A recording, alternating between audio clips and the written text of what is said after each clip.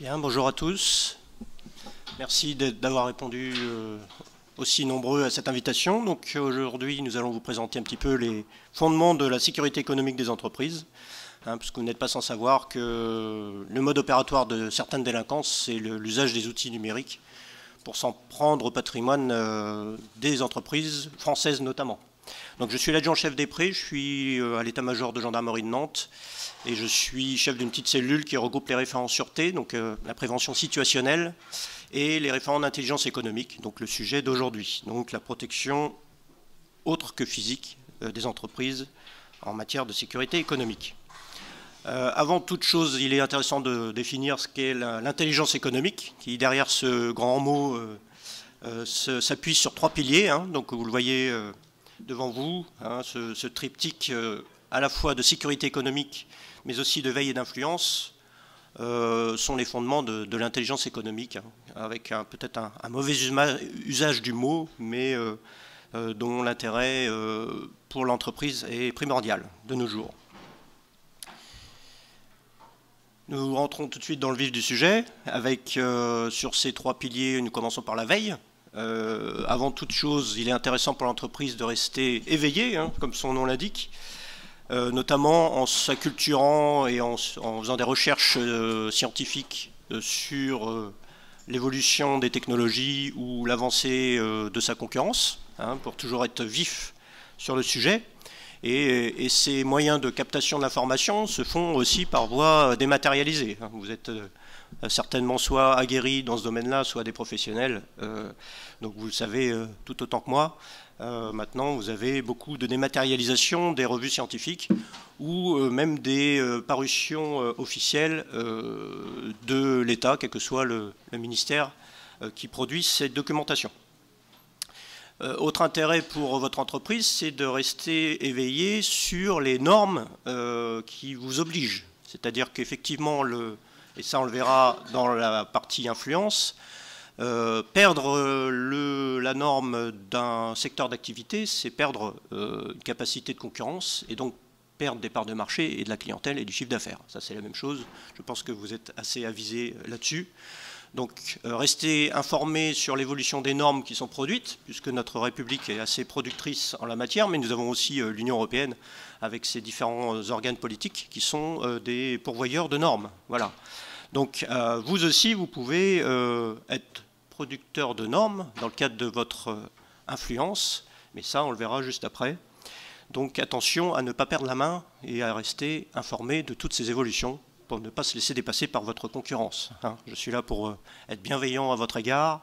Donc l'intérêt collectif, c'est de voir les entreprises françaises rayonner, que ce soit localement ou à l'international. Donc attention à tout ça. Restez sensible à toutes ces informations. Autre source de veille, ce qu'on appelle l'ingénierie sociale, donc l'usage de certaines informations en libre accès, qui vous permettent de savoir qui va commander, c'est un terme militaire, mais diriger une entreprise, qui va prendre des parts de marché dans une autre entreprise. Et donc attention à vous, notamment dans votre filière logistique ou dans vos fournisseurs de matières premières. Si c'est votre principal concurrent qui devient propriétaire de votre fournisseur en logistique, ça pourrait être un petit peu embêtant pour vous. Donc toujours avoir une solution de rechange, ça c'est quelque chose de certain, mais aussi toujours savoir à qui appartient l'entreprise avec qui vous travaillez. Voilà. Donc vous avez plusieurs moyens de vous assurer de cela. On le voit communément maintenant, on a ce qu'on appelle les clusters, les mal nommés, mais des filières, au lieu d'être regroupées en clubs d'entrepreneurs au sein d'une zone d'activité ou d'une zone industrielle, vous avez une filière commune où vous avez du bureau de recherche jusqu'au logisticien qui travaille uniquement pour un secteur d'activité. Et donc ça garantit une communication facilitée et aussi une veille sur la sensibilité de son voisin bienveillant. Voilà. N'oubliez pas que tous les moyens d'information sont la plupart du temps en libre accès, c'est-à-dire qu'il y a des obligations de parution légale, et donc c'est intéressant de rester en veille là-dessus.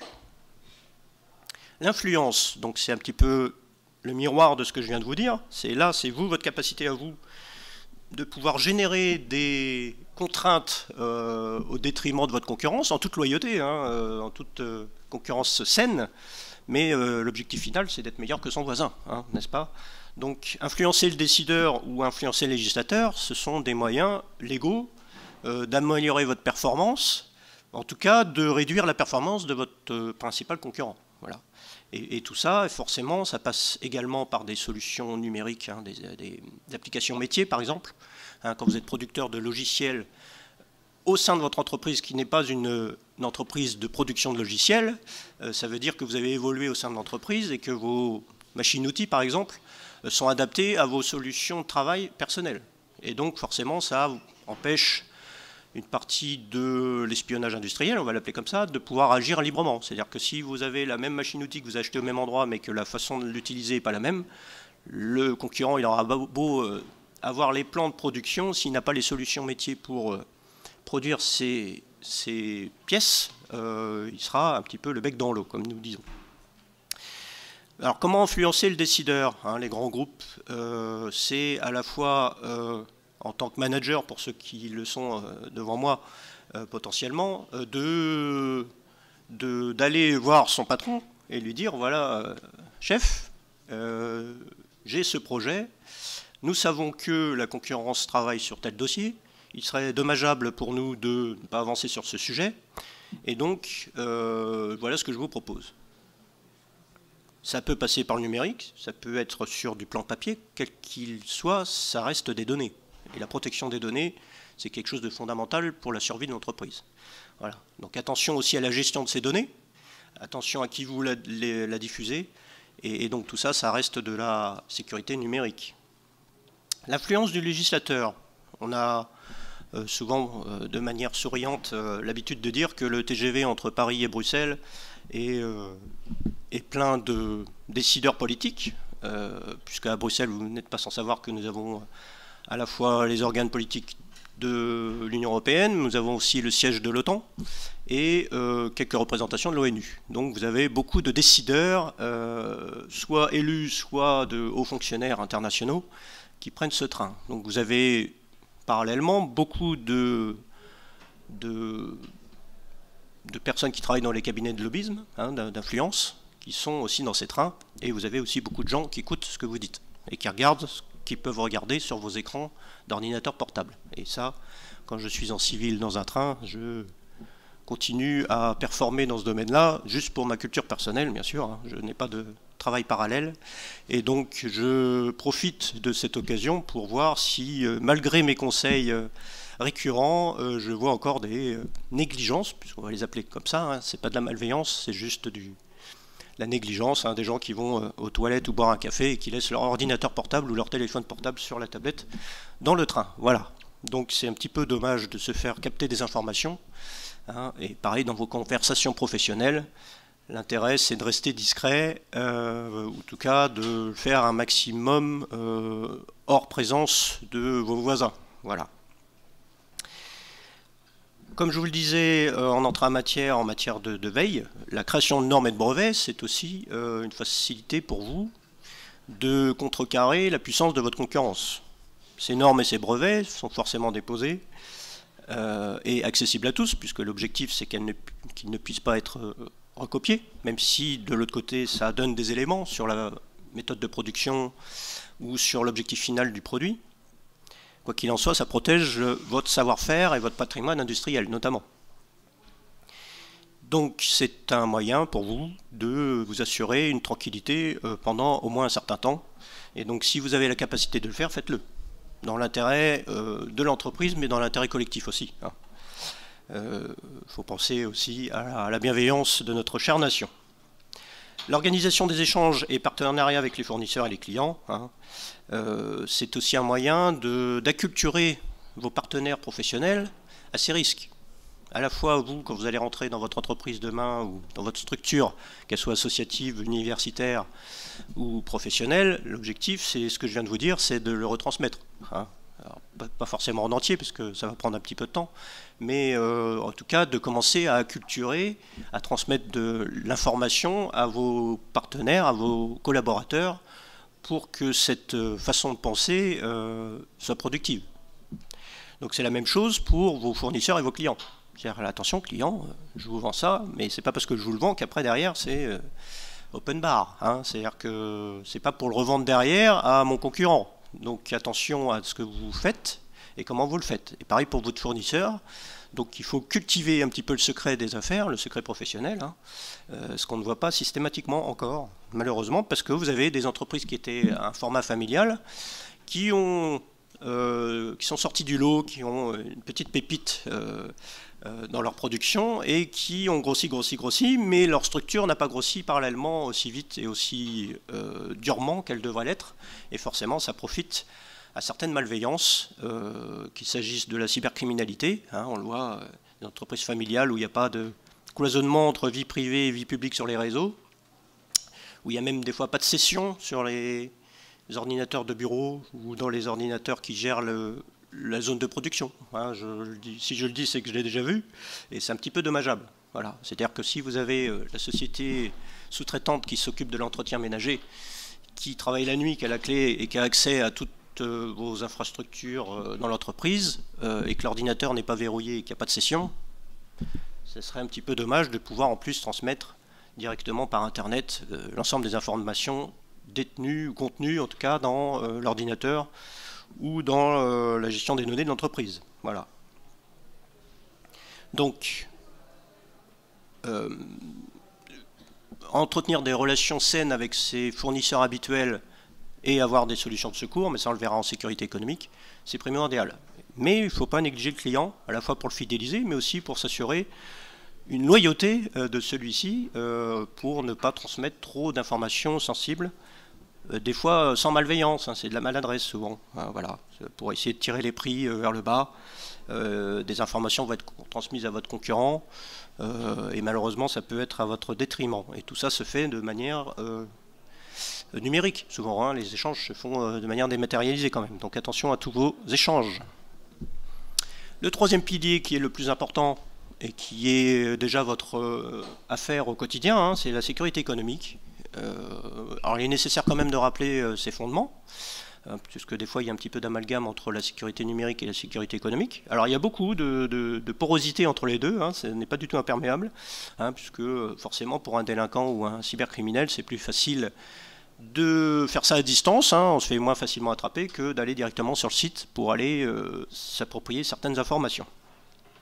Donc comme je vous le disais dans les deux autres piliers, hein, la protection du secret des affaires passe par la sécurisation de vos fichiers. Alors ça peut être vos tarifs qui sont souvent aménagés suivant votre client, vos fichiers clients eux-mêmes, ça évite que vos concurrents sachent pour qui vous vendez vos produits, et puis vos fichiers fournisseurs, pour les mêmes raisons, hein, je vous le disais, notamment dans la veille, savoir quelle est la santé économique de votre fournisseur et avoir une solution de rechange au cas où il soit défaillant ou s'il passe à la concurrence. Voilà, hein. Il y a souvent dans la filière une appropriation des filières logistiques. On les oublie souvent, mais si votre principal transporteur devient la propriété de votre concurrent, c'est quand même un petit peu compliqué au quotidien.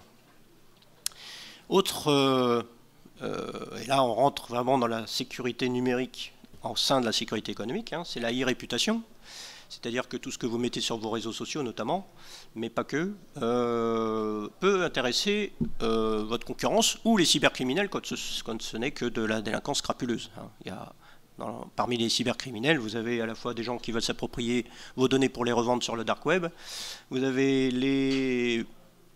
les salariés de certains services étatiques qui vont capter des données pour les transmettre à des entreprises de leur pays, pour faciliter leur travail. Et puis après, vous avez des étudiants, mais ça, je pense que l'ANSSI vous le dit régulièrement, vous avez aussi des étudiants qui veulent juste faire la démonstration de leur capacité à nuire et leur capacité à montrer leur savoir-faire en ce domaine. Voilà.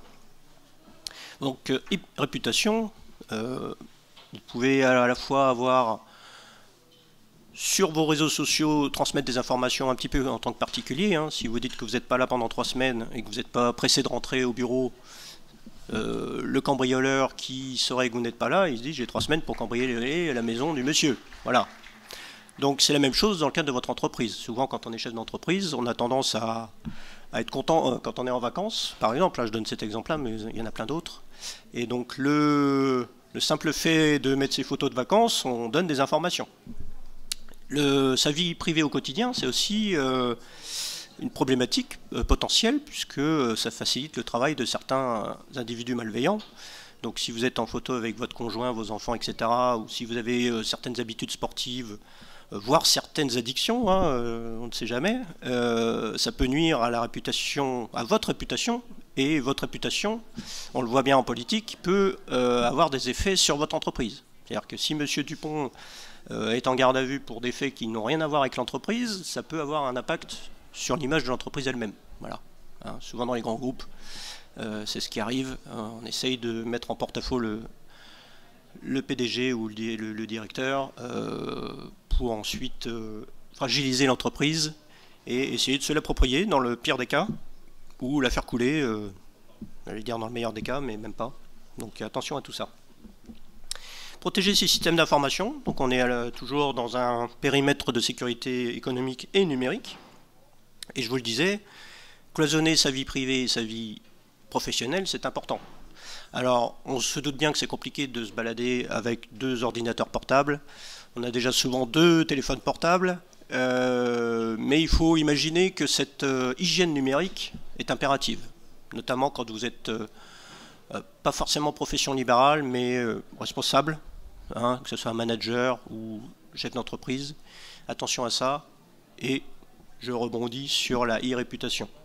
Mais quoi qu'il en soit, les informations sur votre clé USB ou votre disque dur externe, il ne doit pas y avoir à la fois les photos de vos vacances et à la fois vos fichiers clients. Voilà, c'est pour faire simple. Alors je suis obligé de vous sermonner un petit peu parce que ça on le voit toujours. C'est comme si je rebondis sur le cambriolage de tout à l'heure. C'est comme les gens qui laissent un post-it sur la porte d'entrée qui disent qu'ils vont aller chercher le pain et qui reviennent dans 1 heure. Voilà. Et vous avez juste à marquer en dessous PS, les clés sont sous le paillasson. Voilà. Donc attention à cette hygiène numérique. On ne le dit jamais assez, mais le cloisonnement vie privée, vie professionnelle est impératif. Alors on s'aperçoit quand même que ça rentre dans les mœurs, surtout avec la génération après la nôtre qui arrive, qui sont nés avec les écrans. Donc ils ont déjà l'habitude, même au collège, d'avoir des outils numériques à leur disposition et qui sont dédiés à leur scolarité. Alors qu'à la maison, ils ont toujours la console de jeu et ils ont un autre ordinateur qui peut être familial ou individuel. Et donc ils sont habitués à ça. Nous, un petit peu moins. Voilà. Donc continuer à performer dans ce domaine. Le dernier point en sécurité économique sur ce volet-là, c'est protéger son outil de production. Alors je vous le disais aussi tout à l'heure, les machines-outils sont souvent, même en service après-vente, des fois interconnectés, voire des alertes transmises aux fabricants pour dire la machine est en panne, est-ce que je peux la réparer à distance parce que c'est un problème de logiciel ou est-ce que c'est mécanique et il faut faire intervenir un technicien sur la machine. Donc attention à ça. Et là on retourne sur l'humain, parce que rien ne remplace l'humain et de temps en temps il faut bien y aller. Donc il faut prévenir de cela en s'assurant en matière de prévention situationnelle, qui est mon cœur de métier, de ne pas faciliter les intrusions sur site, de ne pas faciliter la collecte d'informations, donc l'espionnage, mais aussi le sabotage, alors qui peut être purement malveillant quand vous avez un salarié mécontent que vous avez mis à la porte et qui dit je vais me venger, je vais mettre le feu ou saboter tout ce qui peut être saboté. Et puis vous avez la malveillance pure qui est parfois juste des gens qui vont occuper votre terrain et qui ont besoin de s'alimenter en électricité, par exemple. Voilà. Je suis dans le tempo. Donc sur ces 3 piliers, vous voyez qu'il y a déjà de quoi faire. Donc la sécurité économique, c'est bien le tronc. La veille, c'est vous protéger. Et l'influence, c'est influencer, donc c'est performer. Voilà. Donc être encore meilleur face à la concurrence. Quels sont les différents acteurs de la sécurité économique? Contrairement à ce qu'on pourrait croire, c'est le ministère des Finances. Alors qui a une branche fiscale et qui a une branche gestion des entreprises. Voilà, je le dis tout de suite, puisqu'on n'a pas forcément un regard bienveillant envers les services fiscaux, même si l'État a besoin de subsides pour fonctionner. Donc il y a bien une direction au sein du ministère des Finances qui s'occupe de la gestion des entreprises. Il y a un commissaire à l'information stratégique qui s'appuie sur un service de l'information stratégique, et vous avez des délégués en région qui changent prochainement d'ailleurs en Pays de la Loire. Bon, vous avez l'origine, la production réglementaire sur laquelle s'appuie ce réseau, et qui pilote les différentes institutions qui peuvent promouvoir ou mettre en œuvre la sécurité économique. Parce que là, je fais de la prévention, mais il y a aussi du contrôle et de l'appui opérationnel au profit des entreprises stratégiques. Voilà. Donc ça, c'est le tronc. Vous avez des ministères qui viennent collaborer. Je suis un exemple. Alors, je suis militaire de la gendarmerie, donc je suis un militaire du ministère de l'Intérieur. C'est déjà en soi la bicéphalité de l'institution. Et donc, au ministère de l'Intérieur, vous avez à la fois, c'est même le Premier ministre qui s'appuie sur qui utilise ce service, le SGDSN, avec ses zones de défense. Donc ici, nous dépendons de Rennes. Et puis vous avez les renseignements territoriaux, qu'on appelait avant les renseignements généraux, qui sont de compétence de police nationale. Et pour la gendarmerie, la sous-direction d'anticipation opérationnelle. Donc on a un bureau du renseignement qui fait remonter les informations qui proviennent des brigades de gendarmerie, notamment en matière d'intelligence économique territoriale. C'est-à-dire que nous, ça nous intéresse de savoir quand une entreprise ouvre, quand une entreprise ferme, quand il va y avoir un mouvement social, pour quelles raisons ça arrive, et comment anticiper les risques. Alors à la fois les risques de sécurité publique, bien sûr, mais aussi les risques de malveillance d'une concurrence étrangère, si on stigmatise et qu'on va dans le spectre haut. Donc une entreprise d'un autre continent qui voudrait s'approprier une pépite qu'il y aurait sur notre territoire. Et donc tout ça, ça remonte et après ça va en centrale. Le ministère des Armées n'est pas en reste, puisque forcément il y a aussi du tissu qui intéresse la défense nationale, un tissu industriel. Donc vous avez à la fois la DGSE qui va appuyer la sécurisation des entreprises françaises implantées à l'étranger. Alors ça fonctionne bien, ça a à la fois un effet d'influence comme le font les autres services, et aussi pour protéger l'entreprise à l'étranger. C'est vraiment une double mission capitale pour ne pas toujours se faire dérober nos idées maîtresses, nos savoir-faire industriels et nos outils de travail. La DRSD, c'est le service du ministère des Armées qui s'occupe de la contre-ingérence, donc là c'est du contre-espionnage militaire. Vous avez une antenne aussi à Nantes et qui, outre les habilitations, s'occupe de la sécurisation notamment du deuxième spectre des entreprises, on va dire les entreprises sous-traitantes de la défense, qui ne sont pas de la DGA ou qui ne sont pas des grands groupes industriels de la défense qu'on connaît tous, mais qui travaillent en sous-traitance pour ces grands groupes. Voilà. Donc il y a un petit contrôle qui est fait par ce service et un appui aux démarches de sécurisation dans ce domaine-là. Et la DGA elle-même, son service de contrôle et d'appui, notamment pour les grands groupes directement concernés, un Nexter, un Naval Group, Airbus, etc. Là, c'est les contrats de défense, donc déjà à son mot à dire. Les autres acteurs de la sécurité économique, donc vous avez aussi le ministère, toujours dans le ministère des Finances cette fois, mais la partie douane, avec TracFin et la DRED, qui sont des services de renseignement à vocation fiscale, et forcément quand on parle de sécurité économique, on parle d'argent, et les transactions ou les montages financiers, vous savez, avec des holdings, dans des paradis fiscaux pour dissimuler une entreprise plus connue, pour essayer de s'approprier des parts de marché ou des parts sociales d'une entreprise qui serait en libre acquisition, sont sous le regard bienveillant de ces deux services. Voilà. Vous avez l'ANSSI, qui est aussi, en matière numérique, le pilote au niveau national.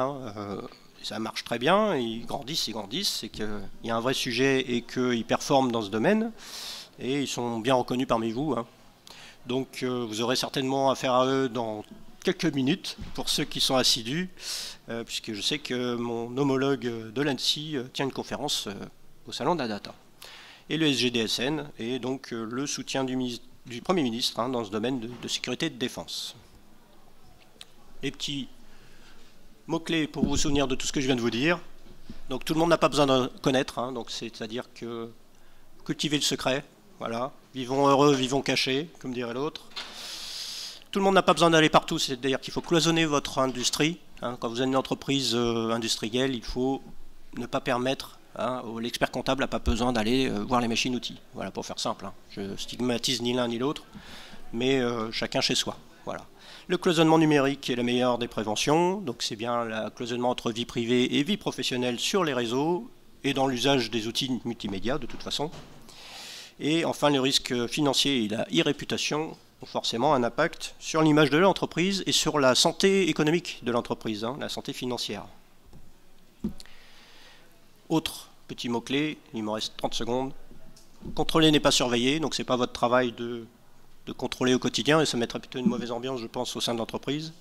Veiller n'est pas surveiller, c'est la même chose, hein, vous n'êtes pas là pour espionner vos salariés, vous êtes là pour vous assurer qu'ils ont bien compris le message, et alerter n'est pas effrayer, donc il y a toujours des méthodes de communication pour que ça fonctionne bien et que les gens s'imprègnent bien du sujet, comme je le fais aujourd'hui. Voilà. Comme quoi vous avez des gendarmes au bord de la route et des gendarmes qui viennent dans des salons professionnels. Voilà. Et ce ne sont pas les mêmes gendarmes, mais j'ai été au bord de la route avant d'être ici. Voilà. Et vous ne les voyez pas souvent de toute façon au bord de route. Voilà. Et donc la communication, c'est le premier des messages. Et donc merci à vous de transmettre la bonne parole au sein de vos entreprises ou de vos structures. Et je suis disponible pour répondre à vos questions à la sortie de cette conférence, voilà, ou par tout autre moyen si vous en avez le besoin. Merci de votre attention.